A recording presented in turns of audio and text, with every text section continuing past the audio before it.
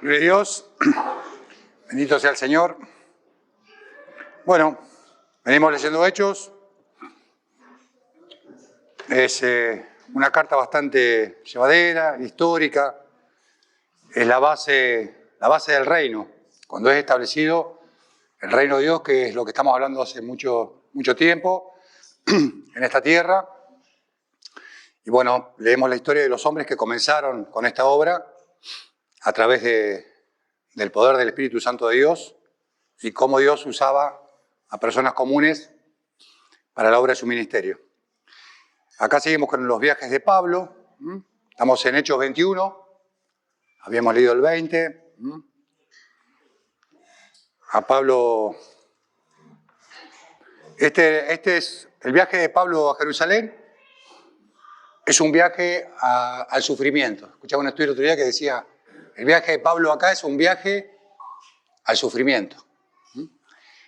Esta parte es loco que Lucas haya escrito el Evangelio de Lucas y Hechos de los Apóstoles, porque esta parte que empieza de Pablo, a contar la parte de Pablo, le pasan cosas muy parecidas a Jesús cuando va a Jerusalén. O sea, sabía que le esperaba lo que le esperaba al Señor, sabía que le esperaba un sufrimiento. Y Pablo de alguna manera tuvo la revelación, o el Señor le mostró qué duro era seguirlo a Él. Así que Pablo de alguna manera cumple los sufrimientos que le faltaron a Cristo, como dicen en Colosenses, por la iglesia, ¿no? El Señor está, pero a través de nuestro cuerpo y de nuestro evangelio, de nuestra voz, el Señor sigue actuando. Y es Pablo el que pasa por estas situaciones como para, de alguna manera, inspirarnos por el Espíritu a soportarlo todo por amor al que nos amó primero, ¿no? Entonces vamos con el viaje de Pablo a Jerusalén.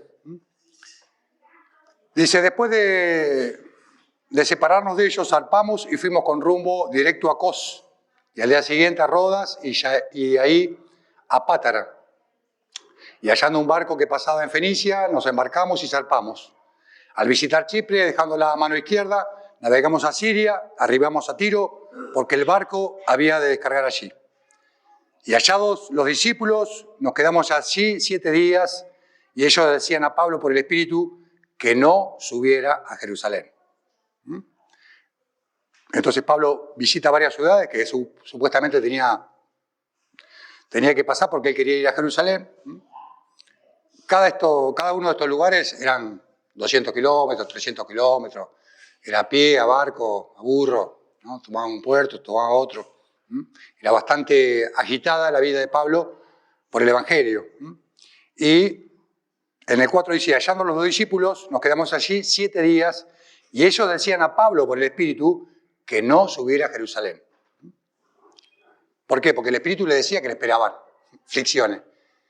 Y la gente le decía no por el Espíritu, que el Espíritu los inspiraba a decirle que no vaya, sino que el Espíritu les comunicaba que iba a haber sufrimiento, ¿no? Es como si yo digo, che, hermano, recibo que voy a padecer, y usted me dice, no, ¿viste? No, ojalá que no pase.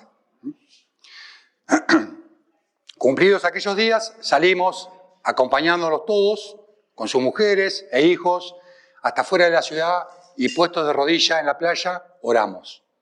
Y abrazándonos los unos con los otros, subimos al barco y ellos se volvieron a casa, ¿no? Una imagen maravillosa de cómo eran una familia, ¿no? Los acompañaron todas las esposas, los hijos, toda la familia lo acompañaron a Pablo porque sabían que no iban a ver su rostro nuevamente. Pablo ya iba a ir a Jerusalén y después de ahí a Roma. Él tenía ya en su corazón la inquietud de ir a Roma, a predicar el Evangelio a Roma, pero tenía que volverse. Él estaba en Mesopotamia, tenía que volver a Jerusalén, unos 1.200 kilómetros, y después hacer otros 2.500 kilómetros para Roma. Y este viaje no era un viaje de placer. Dicen que muchos cuando van a algún lugar preguntan, ¿dónde puedo parar? ¿Qué hotel hay? ¿No? Dicen que Pablo preguntaba qué tal eran las cárceles de ese lugar. Porque donde caía en cana. Pobre Pablo. Gloria a Dios por su vida. Dice, bueno, puesto de rodillas, dice, en la playa oramos, abrazándonos los unos con los otros, subimos al barco y ellos se volvieron a sus casas. Nosotros completamos la navegación saliendo de Tiro y arribando a Tolomaida, y habiendo saludado a los hermanos nos quedamos con ellos unos días. Al otro día, saliendo Pablo y los que con él estaban, fuimos a Cesarea y entrando en casa de Felipe, el evangelista, que era uno de los 7, pasamos con él. Posamos con él. Fíjense, acá encontramos las vueltas de la vida, porque Felipe dice el evangelista, uno de los 7. O sea que Felipe era compañero de Esteban, a quien Pablo había consentido en su muerte. ¿Sí?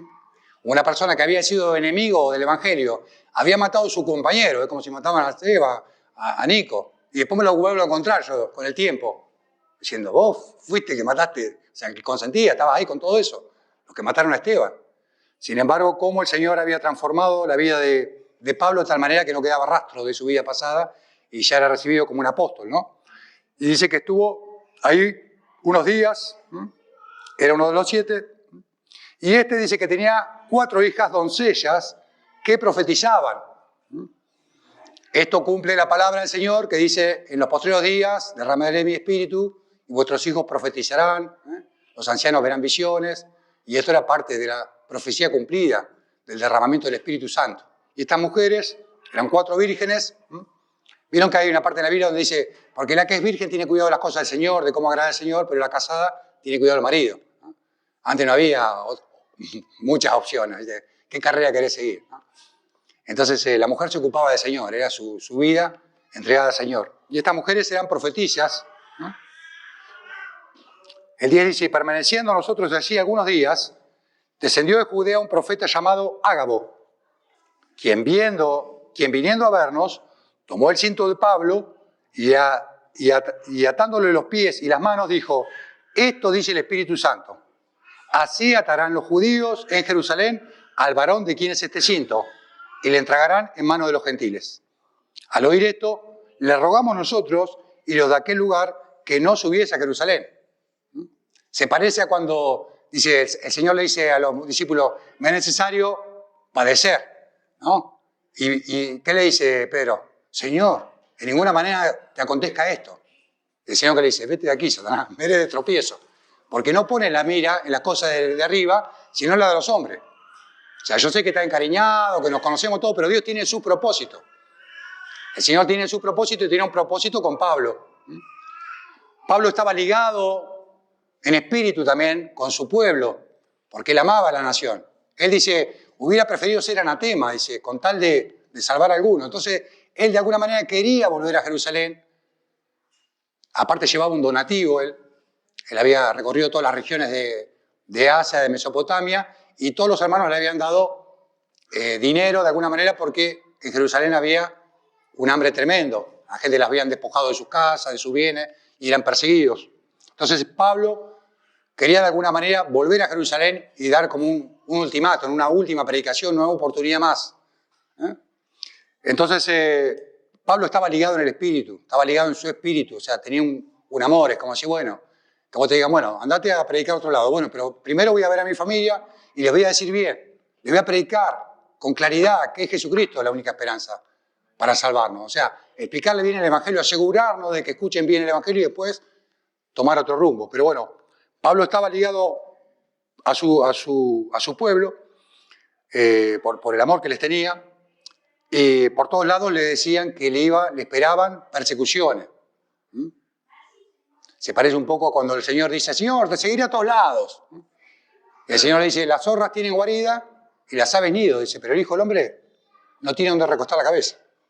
O sea, no hay comodidad. Si el Señor te llama como obrero de su fila, como soldado, y bueno, macho, a batallar. Entonces el 12 dice, al oír esto le rogamos nosotros y los de aquel lugar que no subiese a Jerusalén. Entonces Pablo respondió, ¿qué hacen llorando y quebrantándome el corazón? Muchas veces los sentimientos, ¿no?, hacen que uno se turbe, uno dude si realmente es así.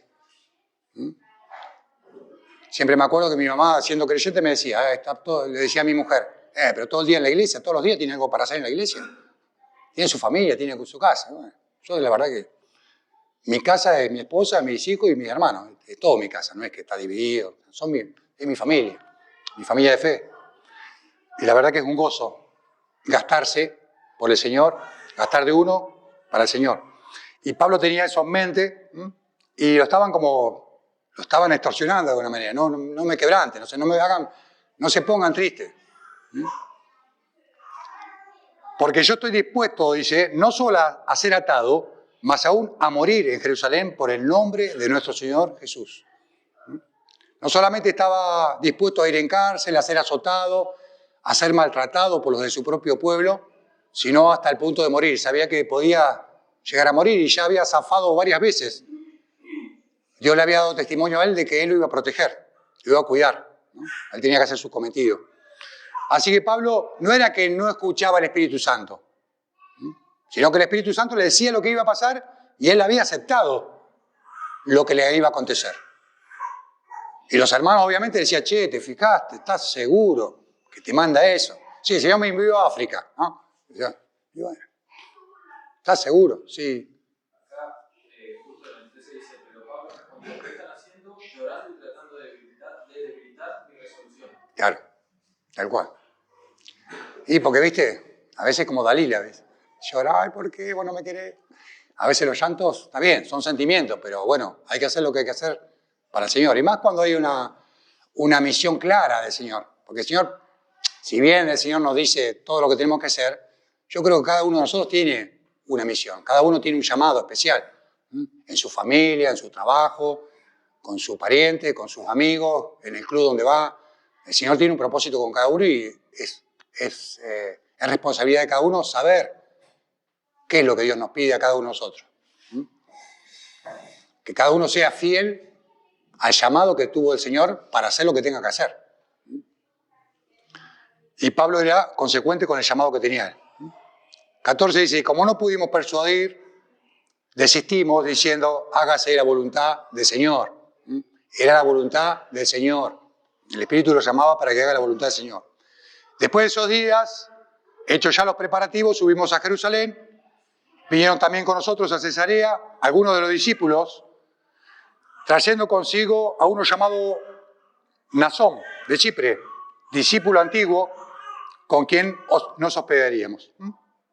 Bueno, nombra compañeros, nombra gente común que daba de su tiempo, de su dinero y de su casa para alojar y para que el Evangelio corra. Nosotros tenemos que ser colaboradores del Evangelio. No hay que ponerse sectarista, ¿no? Que si no vas a mi denominación, a veces vamos a encontrar gente en la calle que anda haciendo la obra del Señor y capaz que no sabemos ni de quién es. Nosotros debemos colaborar con la verdad, siempre. Que sea en la verdad, siempre que sea en el nombre de Jesús. Por ahí podemos tener algunos malos entendidos o cosas que no entendemos lo mismo, pero siempre que se predique el Evangelio, siempre que las cosas se hagan en el nombre de Jesucristo, debemos colaborar, aunque no lo conozcamos, ¿viste? A veces muchos ayudaron ángeles sin saberlo. Bueno, vamos con la segunda parte. Ya ahí le vaticinaron todas las cosas que le iban a pasar y cuántos de nosotros, sabiendo que va a sufrir, encararía el viaje. Yo me pregunto, yo digo, si estuviera en ese lugar, en esa situación, no sé si lo haría. No sé si lo haría. No sé si entregaré mi vida así, sabiendo que me van a pegar, sabiendo que voy a ir en cana. O sea, te dicen, che, va a Médano, pero el Espíritu me dice que allá la policía te va a dar con todo y va a quedar en cana un mes. ¿Estás seguro? ¿Viste? No, quédate con nosotros, no vayas, está bien, gracias, me convencieron. Lloren un poco más, me quedo, está bien. Entonces era una resolución que había tenido Pablo de seguirlo al Señor. Él había tenido una visión muy poderosa también, el Señor se le había presentado de una manera indubitable. Le había hablado y lo había encomendado a hacer esta obra personalmente. Yo pienso que ustedes, no es que, siento el llamado a ir a... Pero si ustedes en algún momento escuchan la voz del Señor que te dice, Marcos, levántate y anda a Viedma porque tengo pueblo ahí. Y lo escuchás nítidamente en la voz del Señor. ¿Qué haríamos? Porque el llamado de Abraham fue así. Vete de tu casa y de tu parentela al lugar que yo te voy a mostrar. No le dijo si había agua, si era un lugar de río, si era un lugar de... Agarrar las cosas y arrancar. El llamado de Dios A veces soy mucho más simple, a veces con Seba cuando da los estudios, a veces es dejar malos hábitos, dejar mañas nuestras, dejar dureza de corazón, dejar libre al quebrantado, al afligido, dejar de chismear a esa persona, dejar de castigar a tu suegra, dejar de hablar mal de tu vecino, dejar de hablar mal del presidente y ponernos a orar. Son pequeñas cosas que por ahí nos ponen a nosotros y ya nos cansamos. Esto sirve de inspiración para nosotros. El Espíritu Santo nos confronta a una persona que tuvo que dejarlo todo, y no era que Pablo era un tirado como nosotros, yo era un tirado, así que tirado 5 gramos para arriba. Pablo lo tenía todo. Pablo era una persona de renombre, una persona de la alta sociedad, ciudadano romano.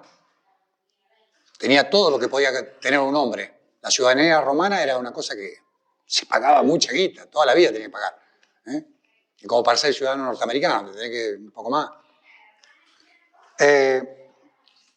17. Cuando llegamos a Jerusalén, los hermanos nos recibieron con gozo. Al día siguiente Pablo entró con nosotros a ver a Jacob y le hablaban reunidos todos los ancianos. Y se hallaban reunidos todos los ancianos. Fíjese que acá no está el pastor. No lo recibió ni el pastor, ni el apóstol. Los ancianos. Siempre en la Biblia, los que gobernaban la iglesia eran ancianos. Ancianos con don de evangelista, ancianos con don de administración, ancianos con dones de sanidad, ancianos con don de pastoreo, pero eran todos, de alguna manera, los que dirigían, los cabezas de la iglesia eran ancianos en plural. Por eso no da ningún nombre personal, como diciendo, bueno, fuimos a la casa de Tito, el pastor, a la casa de Timoteo, el pastor Tito. Entonces estaban todos los ancianos reunidos, 19 dice, a los cuales, después de haberlos saludados, les contó una por una las cosas que Dios había hecho entre los gentiles por su ministerio. Y acá revela un poco lo que decía Lolo el otro día en el estudio, el reino. No es que dice, el 19 dice, a los cuales después de haberles saludado les contó una por una las cosas que Dios había hecho entre los gentiles. ¿Cómo Dios? Si era Pablo el que estaba. Bueno, Dios, por el Espíritu Santo, y a través de Jesucristo, obró todo esto. Pero él pone a Dios como diciendo, bueno, el que hace todas las cosas en todo, el que de cuál mana la vida, de cuál desciende, ¿no? Toda buena dádiva, todo don perfecto. No se glorifica a sí mismo, porque él podría haber dicho, mirá todas las cosas que hice, no, porque hice tal cosa, sané a uno. En un momento hice así, le dije, te sano, y la sané. Toda la gloria era para Dios. Esto era una obra de Dios. Como decían en el concilio, déjenlos. Si es una obra de Dios, va a permanecer. Y si es de los hombres, va a caer. Así que esto es obra de Dios. Cuando ellos oyeron, glorificaron a Dios y dijeron, ya ves, hermano, cuántos millares de judíos hay que han creído y todos son celosos de la ley. Y ahí empezamos con problemas, con la ley. Se bajamos un poquito de eso. Pero se les ha informado, dice el 21, o sea, que había muchos judíos que habían creído en Jesucristo, ¿no? Y estos judíos que habían creído en Jesucristo eran celosos de la ley, de guardar todas las ordenanzas, de guardar todos los preceptos, los estatutos y todas las cosas que decía. Ahí está apagado completamente. Ahí está, toquecito. El 21 dice, pero se les ha informado en cuanto a ti, que enseñas a todos los judíos que están entre los gentiles a apostatar de Moisés, diciéndole que no circunciden a sus hijos ni obedezcan las costumbres.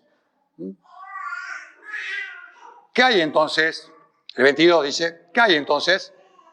La multitud se reunía de cierto porque oirán que has venido. Se había armado un revuelo bárbaro, porque bueno, venía Pablo después de haber predicado por todas las regiones gentiles, y ya creían que era un traidor de los judíos. ¿Qué está enseñando? Está enseñando que Moisés ya no hay que creer más en Moisés. Ya no hay que creer más en Moisés, en las leyes. Estaban un poco a la expectativa a ver qué iba a decir Pablo con respecto a estas cosas. En el 23 dice, haz pues esto que te decimos. Hay entre nosotros 4 hombres que tienen la obligación de cumplir voto. Tómalos contigo, purifícate con ellos y paga sus gastos para que se rasuren la cabeza y todos comprendan que no hay nada de lo que se les informó acerca de ti, sino que tú también andas ordenadamente guardando la ley. Querían armar como una hipocresía. Ya lo tenían armado, ya tenían los 4 tipos preparados, que ya habían hecho voto para raparse la cabeza, y dice que te acompañen ellos. Así van a pensar que, bueno, que sos judío, que no hay ningún problema con la ley. Y la purificación, esta purificación salía mucho dinero. ¿Alguien levanta la mano? No. Esta purificación salía mucho dinero y bueno, hacete cargo de los gastos que tengas que hacer, llevalo a los 4 y metete y bueno, así no vas a tener problema. Es como, no sé, como si hoy en día, no sé, voy a una iglesia católica y para camuflarme hago así, ¿viste? Como para que entiendan que yo, una cosa así, ¿viste? Va a haber 4 que van a hacer así, vos entrar adentro y cuando estás dentro de la iglesia católica, así, arrepiéntanse, pecadores. Ya se cobraba el corte de pelo, ¿verdad? Sí, no, sí, ni hablar. Ya tenemos el primer peluquero acá. Entonces, 25. Pero en cuanto a los gentiles que han creído, nosotros le hemos escrito determinando que no guarden nada de esto. Solamente que se abstengan de los sacrificios de los ídolos, de la sangre, de ahogado y de fornicación. O sea que ellos habían consensuado ya qué cosas para los gentiles y para los judíos era otra la cosa. Había un problema ahí. Había un problema, porque no puede ser la libertad para algunos y para otros no. O ustedes pueden comer cerdo y ellos no. O ustedes se van a circuncidar y ellos no. Había un problema acá y se había suscitado y estaba en Jerusalén y Pablo, amando a su pueblo, quería explicar esta situación. 26. Entonces Pablo tomó consigo a aquellos hombres y al día siguiente, habiéndose purificado con ellos, entró en el templo para anunciar el cumplimiento de los días de la purificación. Cuando había de presentarse la ofrenda por cada uno de ellos, cuando había que presentarse la ofrenda de cada uno de ellos. Pero cuando estaban para cumplirse los 7 días, unos judíos de Asia, al verle en el templo, alborotaron a toda la multitud y le echaron mano, dando voces: varones israelitas, ayúdennos. Este es el hombre que por todas partes enseña a todos contra el pueblo la ley de este lugar y además de esto ha metido a griegos en el templo y ha profanado este santo lugar. Acá hay una equivocación grave, gravísima, porque habían confundido a estos 4 hermanos judíos que se habían rapado con los compañeros de Pablo, con compañeros de Pablo que eran griegos generalmente. Lo habían confundido y ya era una falsa acusación de que Pablo había entrado con gentiles al templo. Y eso era una falta gravísima porque ya hemos visto algunas veces que el templo de Jerusalén había un paredón gigante como de 14 metros y ese era el paredón de los gentiles. Los gentiles llegaban hasta ahí. Y si alguno pasaba esa pared que dividía a los gentiles del pueblo de Israel, si algún gentil pasaba por ahí, la pena era una sola: la muerte. Y lo estaban acusando de eso, que este tipo había metido gentiles adentro del templo y era reo de muerte. En aquella época era culpable hasta demostrar lo contrario. No era como ahora la garantía. 29 dice: porque antes habían visto con él en la ciudad a Trófimo de Efeso, a quien pensaban que Pablo había metido en el templo. O sea, se habían confundido con otro y ya lo estaban acusando falsamente. Así que toda la ciudad se conmovió y se agolpó el pueblo y apoderándose de Pablo, le arrastraron fuera del templo e inmediatamente cerraron la puerta. Lo llevan para afuera, lo arrastran, lo llevan para afuera y cierran la puerta y lo dejan afuera. 31. Y procurando ellos matarlo, se le avisó al tribuno de la compañía que toda la ciudad de Jerusalén estaba alborotada. La pena era la muerte. Ya ahí le empezaron a pegar, ¿no? Lo sacaron. No está dramatizado esto, pero imagínense que te agarra una turba de 15, 20 y te empiezan a dar y te puedo asegurar que recibí por todos lados. tomando, dice, había una compañía, ¿no? Se le avisó al tribuno, dice, de la compañía, porque ya Herodes como sabía que siempre se armaban lío fuera del templo, había una guardia siempre de soldados cerca del templo, porque siempre el templo era, como hoy, el Muro del Lamento, un lugar de conflicto.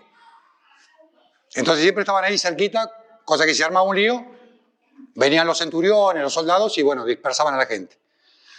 El 32 dice que tomando luego soldados y centuriones, corrió a ellos y cuando ellos vinieron al tribuno y a los soldados, dejaron de golpear a Pablo.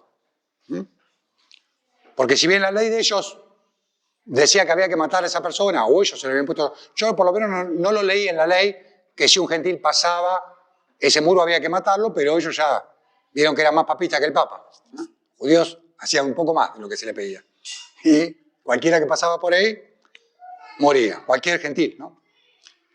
El 33 dice, entonces llegando el tribuno, le prendió y lo mandó a atar con 2 cadenas y preguntó quién era y qué había hecho. Primero te encarcelan y después te preguntan.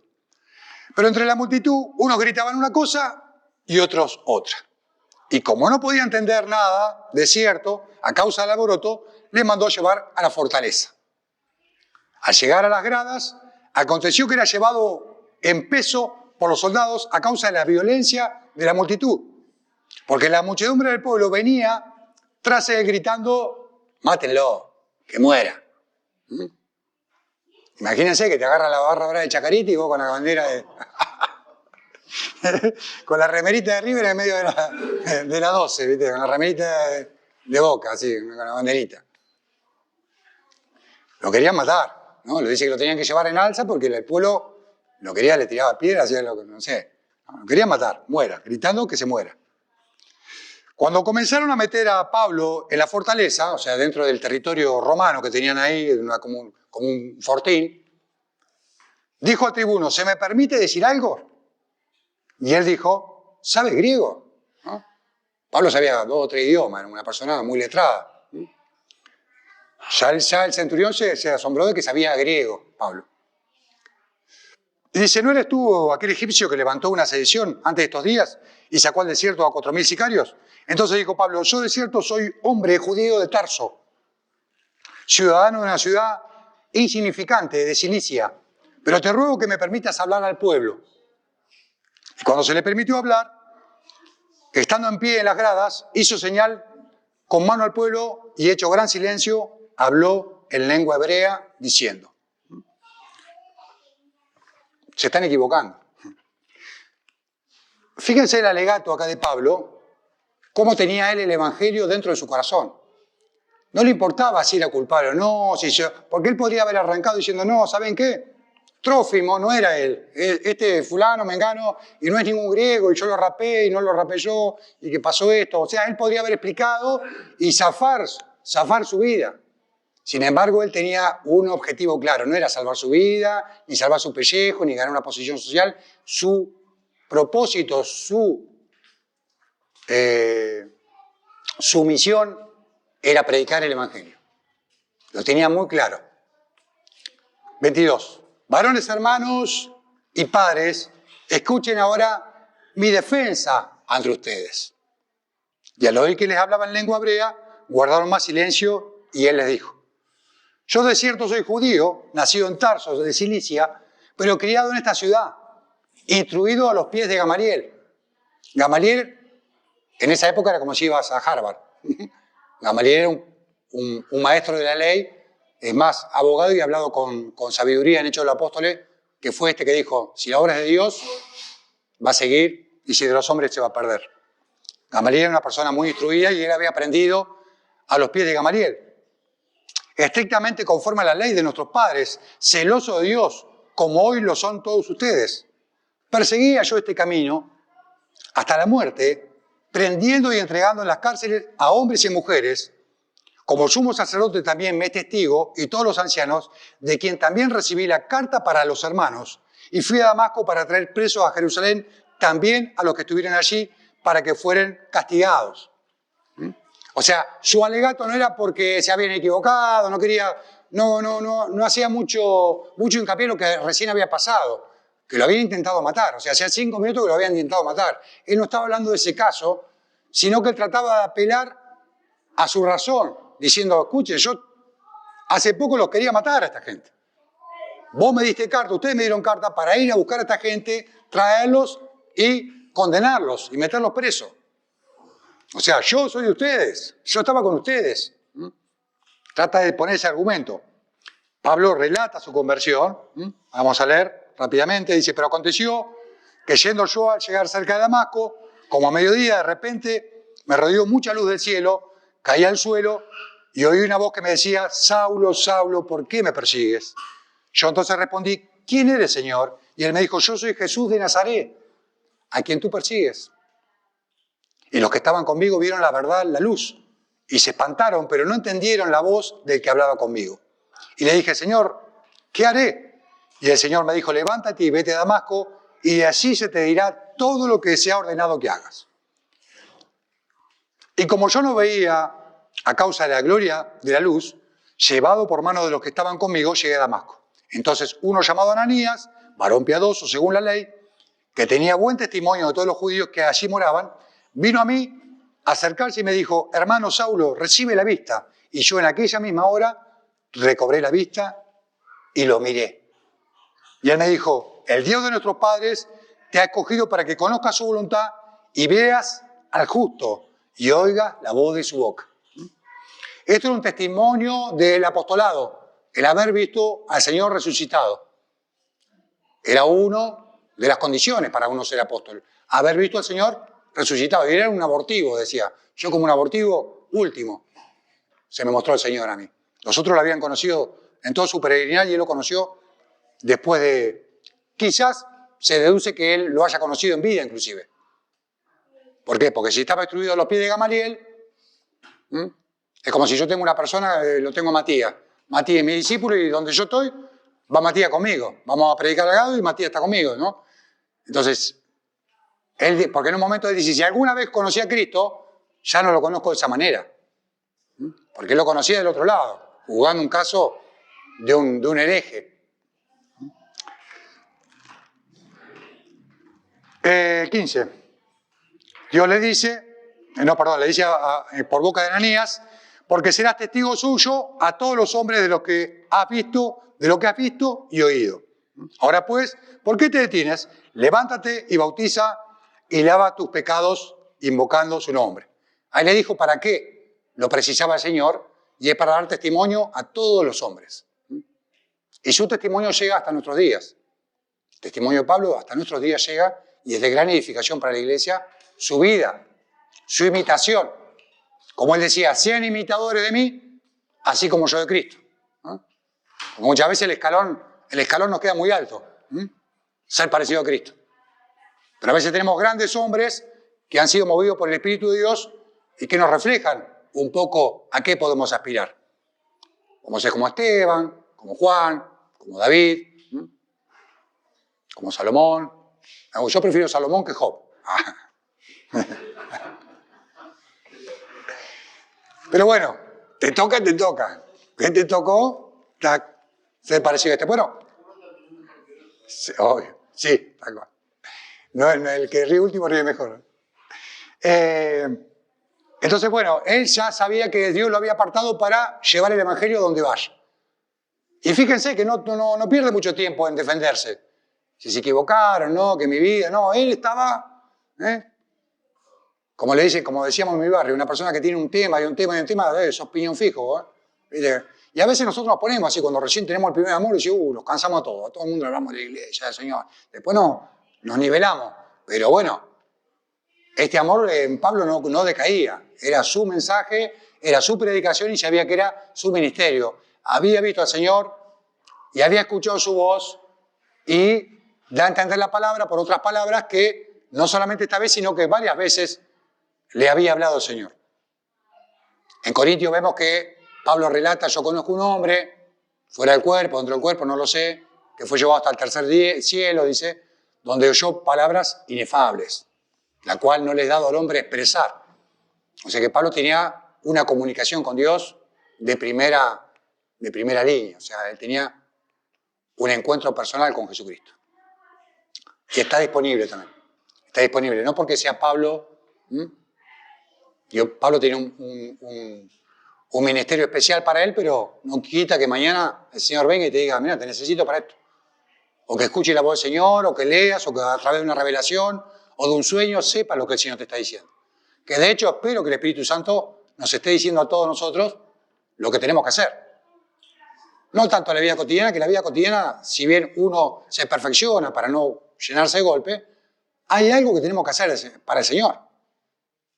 Hay algo específicamente para el Señor que tenemos que hacer. Que tiene que ver con el cuerpo, que tiene que ver con la edificación. Y en esa edificación y en ese compromiso con el cuerpo, uno también es edificado y enriquecido. Pero hay un propósito eterno en cuanto a Dios se refiere. Unos de una manera y otros de otra. Estamos en el 17, ¿no? No. Sí, 17. Y me aconteció, vuelto a Jerusalén, que orando en el templo, todavía son 7 menos cuarto del año pasado. Y me aconteció, vuelto a Jerusalén, que orando en el templo me sobrevino un éxtasis. Y le vi que decía, date prisa y sal prontamente de Jerusalén, porque no recibirán tu testimonio acerca de mí. Esto es como si el Señor le hubiera dicho, bueno, ya está, ya te convenciste, que ibas a sufrir, que ibas a ser golpeado, que ibas a ser maltratado, que te iban a querer matar, que ibas a ser rechazado de tu propio pueblo. Un poco lo que le había pasado al Señor. Despreció a su propio pueblo, no lo recibieron. Golpes, sufrimiento y le esperaba el martirio final. Y entonces le dice, y le vi que me decía, date prisa y sal prontamente de Jerusalén porque no recibirán tu testimonio acerca de mí. Y yo dije, Señor, ellos saben que yo encarcelaba y azotaba todas las sinagogas a los que creían en ti. Y cuando se derramaba la sangre de Esteban, tu testigo, yo mismo también estaba presente y consentía en su muerte y guardaba la ropa de los que lo mataban. Pero me dijo, ve, porque yo te enviaré lejos a los gentiles. Uno a veces tiene un apego con su familia, con sus parientes, con sus amigos, con la gente del barrio y dice, ¿por qué no cree? Pero a veces nadie es profeta con honra en su propia tierra. A veces uno quiere predicar y quiere hacer y bueno, no te reciben. A otro lado, a buscar. Todas las almas son igualmente valiosas. No es que mi tío vale más que el tío tuyo. Mi hermano vale más que tu hermano. Todas las almas están delante del Señor. Y Él murió por todos. Para que los que creen tengan vida eterna. Nosotros lo que tenemos que hacer es predicar el mensaje de salvación. A veces uno insiste, y pasa un escogido por el costado y ni lo ve. Pasa otro escogido por acá y uno insiste con el amigo. Pero es mi amigo de toda la vida. Y dale con el amigo. A veces pasa y a veces no. Y a veces se te pasa el cuarto de hora, tratando de insistir, porque vos tenés muchos sentimientos hacia esa persona y bueno, pero hay que seguir adelante. Acá, Pablo, vemos el testimonio de Pablo que decía, yo desearía ser maldito, para que se salve alguno. Pero no, esto es por Cristo. Cristo ya murió. No necesitas vos morir por alguien. Ya Cristo murió. Si no creen a la palabra, como decía a Lázaro, si no creen a Moisés, si no creen en la palabra, no van a creer por más que uno se levante de los muertos. Mandá a alguien, dice mandá a alguien a avisar a mi familia, que no venga a este lugar de tormento. Le decía el rico Abraham. Mandá a alguien que le avise. Y dice, ahí tienen a Moisés, o sea, ahí tienen la palabra. Si no creen la palabra, por más que venga de los muertos, no van a creer. Por más que venga un ángel, tenga una visión. No hay forma. Esta es la palabra. A la ley y al testimonio. No hay forma de cambiarla, no hay forma de endulzarla. La gracia es la gracia del Señor. Y nos nivela a todos iguales. Somos salvos por gracia porque todos somos pecadores. Nadie tiene nada especial, sino el propósito que Dios tenga con nosotros. Lo que es especial es el propósito que tiene Dios en nosotros. Pero nosotros no somos especial por algo que tenga. Así que dice, vete de aquí porque yo te enviaré lejos a los gentiles. Y así también se cumplía la palabra en los salmos, como hoy cantaba, hoy estaba hablando, ¿cómo es tu nombre? Sí, Carlos, estaba hablando con Carlos, decía, estamos cantando esto, ¿no? Se perpetuará tu nombre, ¿no? Como las profecías decían que hasta el último de la tierra iba a salir su nombre, hasta el extremo del mundo su palabra. Lo decía hace 3.000 años atrás. La profecía, 2.500 años, 2.000, 2.800. Se decía que iba a haber luz a las naciones, que el Señor iba a desnudar su brazo ante la vista de todas las naciones. Y todos los confines de la tierra iban a admirar su salvación. Y eso se cumple en Jesucristo, nuestro Señor. Se cumple claramente en Él, no hay otro. Aunque sigan esperando, van a seguir esperando y va a venir el Señor, es el Señor mismo, no hay otro Señor. No hay otro nombre, el Señor mismo. Se perpetuará tu nombre mientras dure el sol, es el nombre de Jesucristo, el que se va a perpetuar. 22. Y le oyeron hasta esta palabra. Y le oyeron hasta esta palabra. Entonces, algunos alzaron la voz diciendo, quita de la tierra a tal hombre, porque no conviene que viva. Como ellos gritaban y arrojaban sus ropas, lanzaban polvo al aire, estaban como locos, imagínense, ¿viste? Quiere romper todo este tipo, ¿viste? Hay que matarlo, mátenlo, este hereje. ¿Qué está diciendo? Se le estaba diciendo en la cara que ellos se habían equivocado, que ellos habían matado al autor de la vida, al Señor de la gloria. 23 dice, como ellos gritaban y arrojaban sus ropas y lanzaban polvo al aire, mandó al tribuno que lo metieran en la fortaleza y ordenó que fueran examinados con azotes para saber por qué causa clamaban así por él. Claro, te pegaban primero y después te decían, ¿por qué te quieren matar? ¡Sa! ¿Por qué? ¡Sa! ¿Por qué? Es tremendo, es tremendo. Uno, viste, nos causa gracia por las leyes que hoy en día están, la ley de garantía, de juicio a las personas, ¿no? En esa época te pegaban y después te preguntaban. Y Pablo era el primero que ligaba. No era que Pablo tenía coronita, era el primero que ligaba. Y sabía que le esperaban tribulaciones y el Señor le dijo, vas a saber cuánto es sufrir por esto. Vos vas a saber. O sea, como él había perseguido a la iglesia, había sido perseguidor y arrastraba a la gente, le sacaba las casas, como la época de la represión, una cosa así. Agarraban, te invadían, te sacaban de un pelo, echaban adentro de la cárcel, te quedaban con todos los bienes.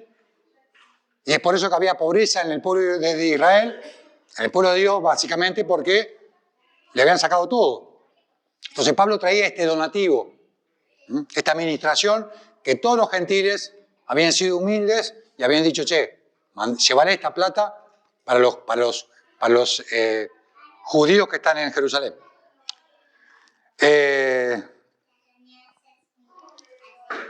25 dice, pero cuando la ataron con correas, Pablo dijo al centurión que estaba presente, ¿te es lícito azotar a un ciudadano romano sin haber sido condenado? Última carta. Yo se lo hubiera dicho antes del azote. Pará. Soy norteamericano. Soy norteamericano. Entonces dice, cuando el centurión oyó esto, fue y dio aviso al tribuno diciendo, ¿qué vas a hacer? Porque este hombre es un ciudadano romano y el ciudadano romano tenía derecho a un juicio justo.